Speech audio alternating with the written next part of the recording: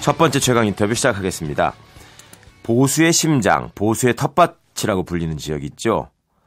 맞습니다. 대구입니다. 선거 때마다 시내가 빨간색으로 물들고 민주당은 늘 약세를 보이는 곳이 대구인데 이번 선거 때는 분위기가 좀 다르다고 합니다. 자유한국당 권영진 후보가 재선을 자신하고 있지만 더불어민주당 임대윤 후보가 바짝 추격하는 양상을 보이고 있다는데요. 이 현상 어떻게 봐야 할까요? 대구 지역에 계시는 두 분과 얘기를 나눠보겠습니다. 아무리 그래도 보수의 본산이 무너지지는 않을 것이다. 이렇게 말씀하시는 경북대학교 정치학과 이정태 교수와 본격적인 정치 지형의 변화가 있을 것이다. 라고 주장하는 대구대학교 법학부 최철영 교수를 차례로 연결합니다. 먼저 경북대 이정태 교수입니다. 교수님. 예, 안녕하세요. 좋은 아침입니다. 예, 안녕하세요. 고맙습니다. 예. 교수님, 1960년대까지만 해도 이 대구는 민주화 운동과 진보의 성지로 불렸었는데 여기가 왜 보수의 심장이나 보수의 텃밭이라고 불리게 됐다고 생각하십니까? 예, 제 생각에는 아마 시대와 역사가 그렇게 만든 것이라고 봅니다. 네. 대구를 보수 심장 또는 텃밭이라고 하는 것은 어쩌면 정치권의 수사일 수도 있습니다. 왜냐하면 사실 대구는 대한민국 근대화 과정에서 중심 역할을 한 지역입니다. 그렇죠. 예. 국제보상 운동부터 네. 6.25 전쟁까지 대구는 항상 적을 대하는 일선에 있었고 최고의 보루였는데요. 이것이 아마 당연히 내 것을 지키는데 최선을 다하는 보수가 될 수밖에 없었다고 생각하고 있습니다. 그리고 대구 사람들이 그에 대한 자부심이 매우 강한 것 같습니다. 예. 대구의 석유산업이나 삼공단, 이연공단, 현미전자공단 등에 대한 사랑이 유별납니다. 그래서 대한민국 경제뿐 아니고 안보를 지켜야 된다는 생각이 아주 강하게 자리 잡은 것 같습니다. 예. 그래서 이제 이런 것들이 고집도 세고 보수적으로 보이게 만든 것 같습니다. 근데 이번 대구시장 선거가 초박빙이라는 지금 뉴스가 계속 보도되고 있는데요. 이 자유한국당 홍준표 대표가 대구시장을 내주면 한국당은 문 닫아야 된다 이렇게 언급하고 또 더불어민주당 자유한국당 후보가 계속 접전을 벌이고 있다 이런 기사가 계속 이어지고 있는데 이 대구 지역 시민들은 어떤 반응을 보이고 계세요? 솔직히 말하면 대구 시민들은 이번 선거에서 철저히 방관자가 되고 있는 것 같습니다. 네. 정치권에서는 마치 스포츠 중계하듯이 승부를 둘러싸고 흥을 돋구고 있는데요. 네. 사실 일반 시민들은 대부분이 강 건너 불구경하듯이 하고 있는 것 같습니다. 예, 왜 그럴까요? 예. 아마 이번 지방선거가 직접적으로 내 살림을 윤택하게 할 수 있다는 기대감이 없는 부분도 많이 있고요. 네. 그리고 또 대부분 시민들이 지금 보면 이제 후보를 결정하지 않고 투표소에 가게 되고요. 네. 평소에 습관대로 그냥 투표하게 될 공산이 큽니다. 습관대로. 아마 네.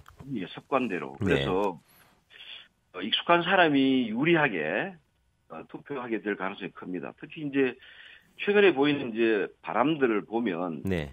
대구 전체에 유입된 인구와 인구 구성비가 많이 달라지고 있어서 약간의 변화는 있습니다.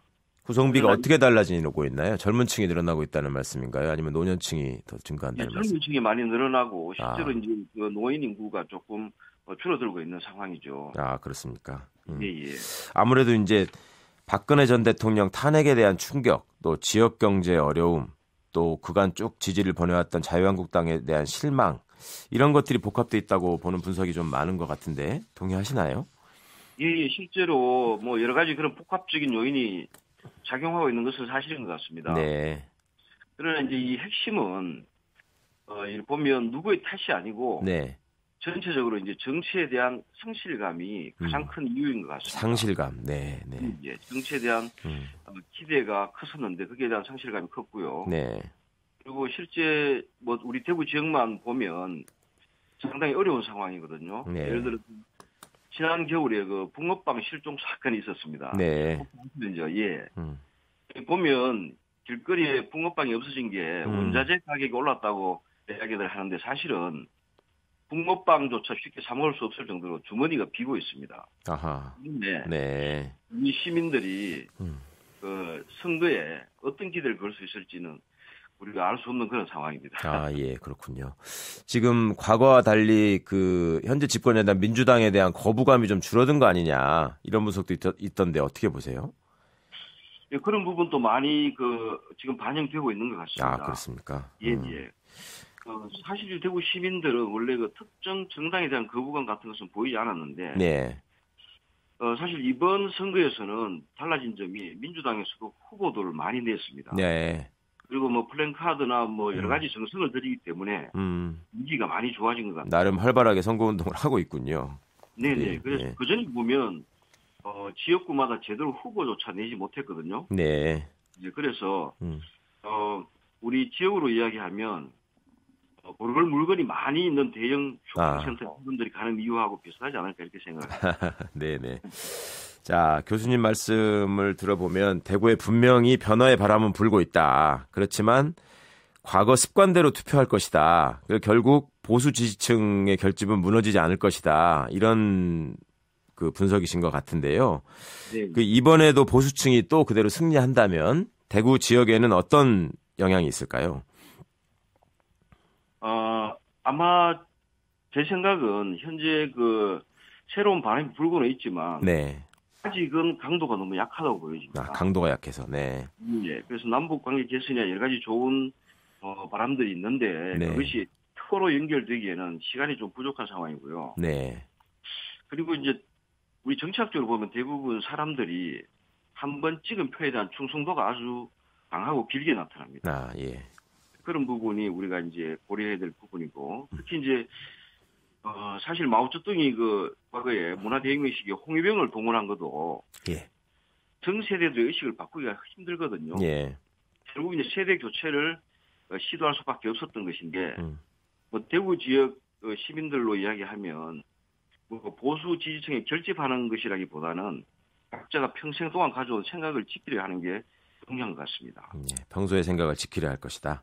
예, 그리고 아마 대구 시민들이 조금 더 바라고 있었던 것 중에 하나가, 네. 만약에 우리 여당의 입장에서 대구를 바꾸거나 도와줄 의지가 있었다면 최소한 김부겸 장관 정도의 인사를 보내주셨으면 예. 그런 기대를 많이 했었습니다. 거물이 공천되기를 바랐었는데 네. 양해 차지 않는다 이런 말씀이신 것 같네요. 네. 예, 지금까지 경북대학교 정치외교학과 이정태 교사 말씀 나눴고요. 고맙습니다. 네, 고맙습니다. 네. 이어서 대구대학교 법학부의 최철은 교수 연결하겠습니다. 최철은 교수님. 예, 안녕하세요. 네, 안녕하세요. 자, 앞서 좀 말씀을 들으셨는지 모르겠는데 이 대구시장 선거 박빙 분위기 대구에 계신 분으로서 어떻게 느끼고 계십니까? 예, 앞서 이정태 교수님이 말씀하셨듯이 네. 대구 시내 곳곳을 가보면 분위기가 많이 바뀌어져 있습니다. 아, 네. 일종의 상전벽해인데요. 네. 예전에는 대구시장을 이제 민주당에서 후보를 낸다고 하더라도 시장 후보를 낸다는 데 의미를 두고 당선에는 큰 기대를 하지 않아서 네. 선거운동도 하지 않고 현수막도 많이 볼 수 없었거든요. 네. 그런데 이번에는 분위기가 완전히 달라졌습니다. 어떤 이유가 가장 결정적으로 작용을 했을까요? 글쎄요, 가장 큰 거는 이 박근혜 정권에 대한 실망, 분노, 체념, 이런 것들이 대구 시민들이 보수 정당에 대해서 가지고 있었던 기본적인 신뢰를 아주 근본에서부터 흔들었던 것 같아요.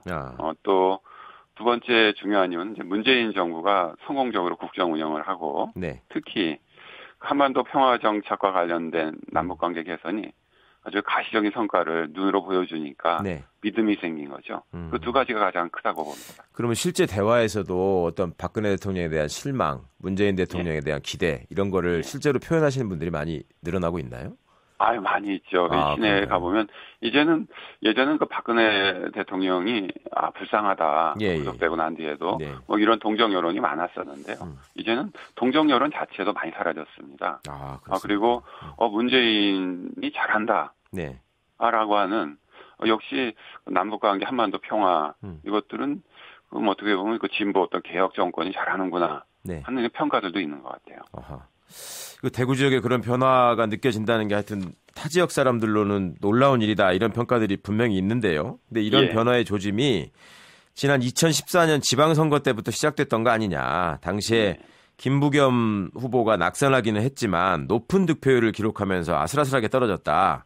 그러니까 이제 그때부터 대구 보수층의 와해는 이미 시작됐고 이제 본격적으로 탄력을 받은 거다. 이런 시각도 있더라고요.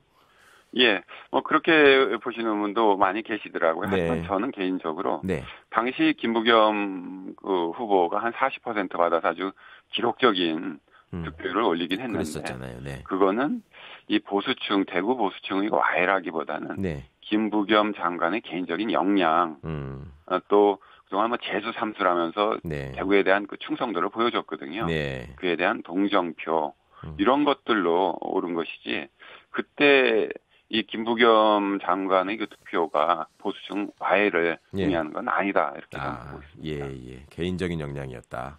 예. 자, 아까 이정태 교수님은 과거에 비해서 지금 젊은층 유입이 많이 늘어났기 때문에 분위기가 좀 바뀐 면이 있다라는 말씀도 주셨는데요. 그래도 여전히 젊은층은 적고 이제 투표율도 낮은 편이죠, 대구는. 그리고 이번에 뭐 사전 투표율도 전국 최저였습니다. 그러게 말입니다. 그리고 샤이 보수층도 이제 많이 늘어났다고 하고요. 네. 예. 그러면 지금 이정태 교수님 말씀처럼 변화의 바람이 있는 건 사실이지만 결과적으로는 관성적으로 하던 대로 투표할 거다. 이런 말씀을 하셨는데 이건 어떻게 보십니까? 예. 뭐 하던 대로의 투표라고 하는 것들은 이제 보수층이 생각을 전혀 바꾸지 않고 단지 표심을 숨기고 있을 뿐이다라고 하는 판단이신 것 같은데요. 네. 근데 그렇다고 보기에는 지금 박빙이라고 하는 드러난 이 여론조사 결과 그 자체가 이미 보수층이 많이 갈라져 있다는 걸 보여준다고 저는 생각하고 있습니다. 그래서 뭐 보수층이 새로이 결집한다기보다는 늘 표시하지 않고 선거 투표장에 가서 이제 보수의 그 투표를 하셨던 분들은 그대로 하시겠지만 새로운 결집은 없다. 도리어 박빙이라고 하는 이런 이 현상이 관성적으로 보수 정당을 투표하시던 분들에게 뭔가 새로운 고민을 하는 그런 계기를 만들지 않을까 뭐 그런 생각을 하고 있습니다. 네. 그런데 이게 지금 전에 없던 박빙 현상이 벌어지다 보니 오히려 보수 지지층이 강력하게 더 결집할 것이다. 이런 얘기도 있더라고요.